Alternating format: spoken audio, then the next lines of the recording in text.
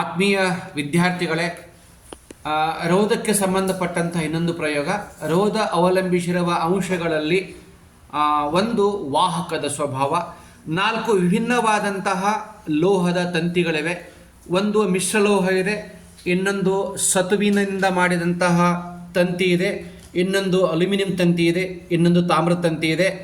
ಲೋಹದಿಂದ ಲೋಹಕ್ಕೆ ರೋಧ ವ್ಯತ್ಯಾಸ ಇರುತ್ತೆ. ನೀವಿಲ್ಲಿ ಗಮನಿಸ್ಬೋದು. ನಾನು ಮೊದಲನೇ ಸಂದರ್ಭದಲ್ಲಿ ಮಿಶ್ರಲೋಹಕ್ಕೆ ಹಚ್ಚಿದಾಗ ಇಲ್ಲಿ ಬೆಳಕು ಅತ್ಯಂತ ಕಡಿಮೆ ಬರ್ತಾ ಇದೆ. ನೋಡಿ, ಬೆಳಕು ಕಡಿಮೆ ಬರ್ತಾ ಇದೆ. ಅಂದರೆ ಈ ಸಂದರ್ಭದಲ್ಲಿ ರೋಧ ಜಾಸ್ತಿ ಇದೆ, ಪ್ರಕಾಶಮಾನತೆ ಕಡಿಮೆ ಇದೆ. ನಾನು ಇನ್ನೊಂದು ಬೇರೆ ವಾಹಕ ತಂತಿಗೆ ನಾನು ಇಲ್ಲಿ ಕನೆಕ್ಷನ್ ಕೊಡ್ತಾ ಇದ್ದೇನೆ. ಪ್ರಕಾಶಮಾನತೆಯಲ್ಲಿ ಜಾಸ್ತಿ ಇದೆ ನೋಡ್ಬೋದು. ಏಕೆಂದರೆ ಈ ತಂತಿಯ ಗುಣಗಳೇ ಬೇರೆ, ಈ ತಂತಿಯ ಸ್ವಭಾವ ಬೇರೆ. ನಾನು ಇನ್ನೊಂದು ತಂತಿಯಲ್ಲಿ ನೋಡ್ತಾ ಇದ್ದೀನಿ. ಇದು ಅಲ್ಯೂಮಿನಿಯಂ ತಂತಿ ಇದೆ. ಅಲ್ಯೂಮಿನಿಯಂ ತಂತಿಯಲ್ಲಿ ರೋಧ ಕಡಿಮೆ ಇದೆ, ಪ್ರವಾಹ ಜಾಸ್ತಿ ಇದೆ.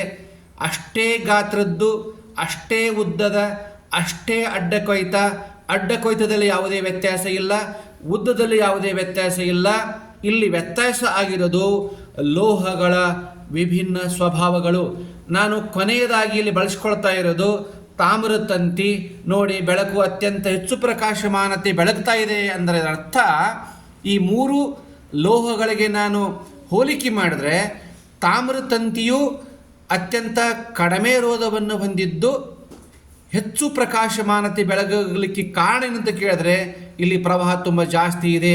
ಒಟ್ಟಾರೆಯಾಗಿ ಈ ಪ್ರಯೋಗ ಏನು ಹೇಳುತ್ತೆ ಅಂತ ಕೇಳಿದ್ರೆ, ವಿಭಿನ್ನವಾದಂತಹ ಲೋಹದ ತಂತಿಗಳಲ್ಲಿ ವಿಭಿನ್ನವಾದಂತಹ ರೋಧ ಇರುತ್ತೆ. ಇದು ರೋಧ ಅವಲಂಬಿಸಿರುವ ಅಂಶಗಳಲ್ಲಿ ಒಂದು ಸ್ವಭಾವ.